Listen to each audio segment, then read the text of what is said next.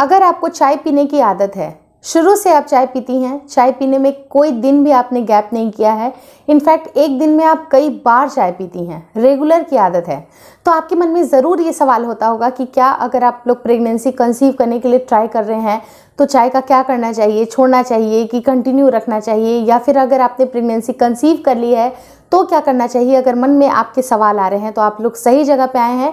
आज सारे सवालों का जवाब इस वीडियो में देने वाली हूँ। मेरा नाम हर्षिता वर्मा है और आप लोग देख रहे हैं ट्विंस माय वर्ल्ड। सबसे पहले बात करूँगी कि ये चाय फ़ायदेमंद है या नुकसान है। सबसे इम्पॉर्टेंट चीज़ कि आप चाय किस क्वालिटी का पीते हैं। अगर मैं बात करूँ ग्रीन टी की, तो ग्रीन टी बहुत ही ज़्यादा फ़ायदेमंद है, लेकिन फिर भी उनकी एक लिमिटेशन है कि ग्रीन टी को भी प्रेगनेंसी में अवॉइड करना चाहिए या कितनी मात्रा में लेना चाहिए, सबके बारे में एक सेपरेट वीडियो है, उसकी लिंक मैं आई बटन पे दे दूंगी, तो जाके ज़रूर देख लीजिएगा। लेकिन क्या आपको पता नहीं है कि चाय का रेगुलर सेवन करना या कॉफ़ी का रेगुलर सेवन करना हमारे स्वास्थ्य के लिए बहुत ही ज़्यादा हार्मफुल है। अगर ये हार्मफुल नहीं होता तो ये वीडियो आप लोग सर्च नहीं कर रहे होते। तो ऑब्वियस सी बात है, आप लोगों को पता है कि ये हार्मफुल है, लेकिन ये कितना ज़्यादा हार्मफुल है और कब कब इसके फ़ायदे भी देखने के लिए मिलते हैं ये भी आप सुनिएगा। इसके फ़ायदे भी हैं कुछ, लास्ट में आपको ये बातें भी बताऊंगी कि आपकी चाय पीने की जो हैबिट है ये आपके लिए कहीं ना कहीं अच्छी भी साबित हो सकती है, लेकिन किन मात्रा में और कैसे अच्छी साबित हो सकती है, कंप्लीट वीडियो ज़रूर देखिएगा। चाय में बहुत ही ज़्यादा कैफ़ीन की मात्रा होती है। कैफ़ीन की मात्रा आपकी बेबी के डेवलपमेंट के लिए बिल्कुल भी अच्छी नहीं होती है। चाय या कॉफ़ी का सेवन आपको करना अच्छा नहीं होता है, लिटरली अच्छा नहीं होता है। अगर आप दिन भर में एक बार से ज़्यादा चाय पीते हैं, लाइक 4 बार, 5 बार, 6 बार अगर चाय पीते हैं, तो ये आपके शरीर में बहुत ही ज़्यादा एडवर्स इफेक्ट करती है। Adverse effect in the sense कि आपको भूख कम लगती है। बहुत बार आप अपनी मम्मी से भी डांट खाते होंगे कि अगर आप चाय पियोगे तो आप खाना कैसे खाओगे, आपको भूख ही नहीं लगेगी।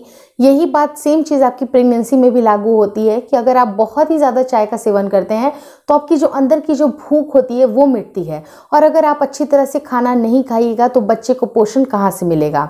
तो ऑब्वियस सी बात है कि इस तरह की चीज़ों को आपको समझना काफ़ी ज़्यादा ज़रूरी है। बचपन में तो डांट डपट के आप समझ जाते थे, बट अभी आप मैच्योर हैं तो आपको सेल्फ कंट्रोल होना बहुत ही ज़्यादा ज़रूरी है कि आपको दिन भर में 1 कप से ज़्यादा आपको चाय नहीं लेनी है। इन हार्ड केस में बात कर रही हूँ। अगर आपको बहुत ज़्यादा गर्म चाय भी पीने की आदत है तो ये भी कहीं ना कहीं आपके लिए बहुत ही ज़्यादा नुकसानदायक है, क्योंकि कभी कभी ऐसा होता है ना कि बहुत ही ज़्यादा गर्म चीज़ें ना हमारी ये जो थ्रोट होती है, फूड पाइप होती है, उसमें कई बार असर दिखाती है अगर गरम गरम आप चाय पीते हैं। और आप बिलीव नहीं करिएगा दोस्तों, जो अर्ली का जो 3 मंथ होता है, जो आपकी अर्ली प्रेगनेंसी होती है, जब से आपने प्रेगनेंसी की है तब से आपका 3 महीना एक तरह से निकाल दीजिए, बहुत ही क्रूशल पीरियड होता है। इस समय आपके मिसकैरेजेस के भी चांसेस बहुत ही ज़्यादा बनते हैं।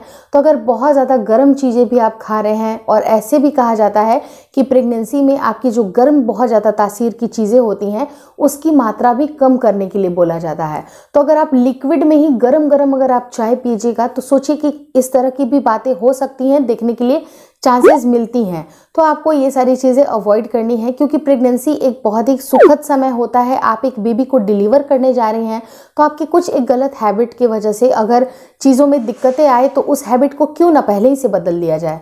तो अगर आप प्रेगनेंसी पहले से प्लान कर रहे हैं, अगर आप चाहते हैं कि अब आपके घर में बेबी हो, तो आपको इमीडिएटली चाय को थोड़ा सा कम करना है, उसकी मात्रा बहुत ही कम करनी है।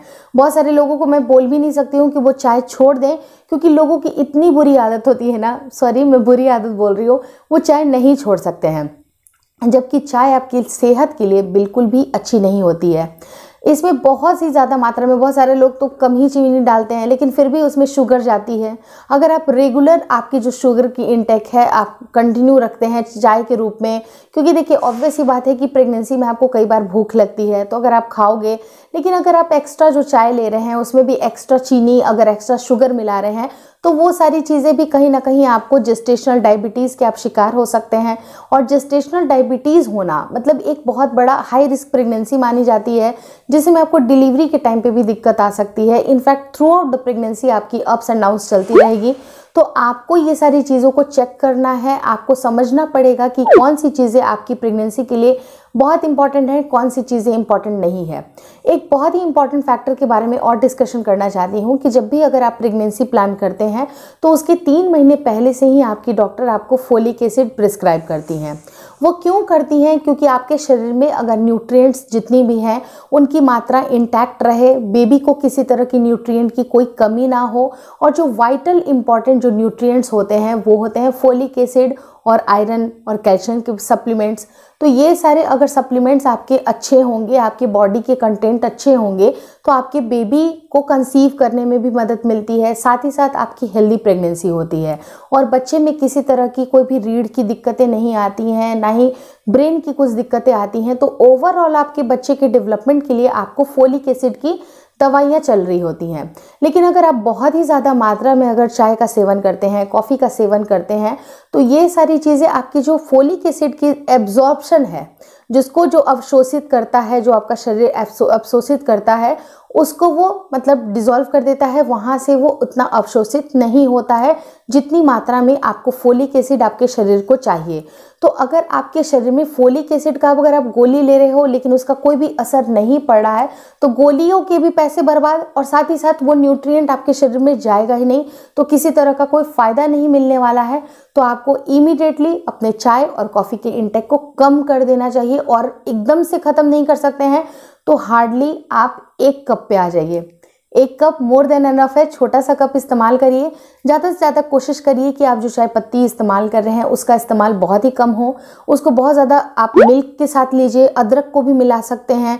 जो अच्छी सी मसाले वाली जो चाय होती है, तो उससे होता क्या है ना कि आपको मिल्क के साथ साथ अदर भी जो हर्ब्स होते हैं उनके गुडनेस आपको मिल जाएंगे, और जो चाय पत्ती की जो लिमिट होती है वो कम मिलेगी।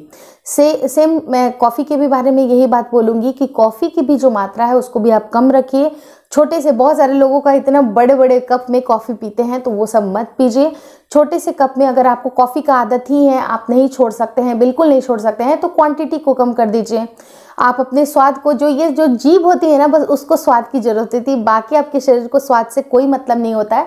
तो बस आप छोटे से क्वांटिटी में कॉफ़ी का, चाय का सेवन करिए, बाकी और कोई दिक्कतें नहीं होती हैं।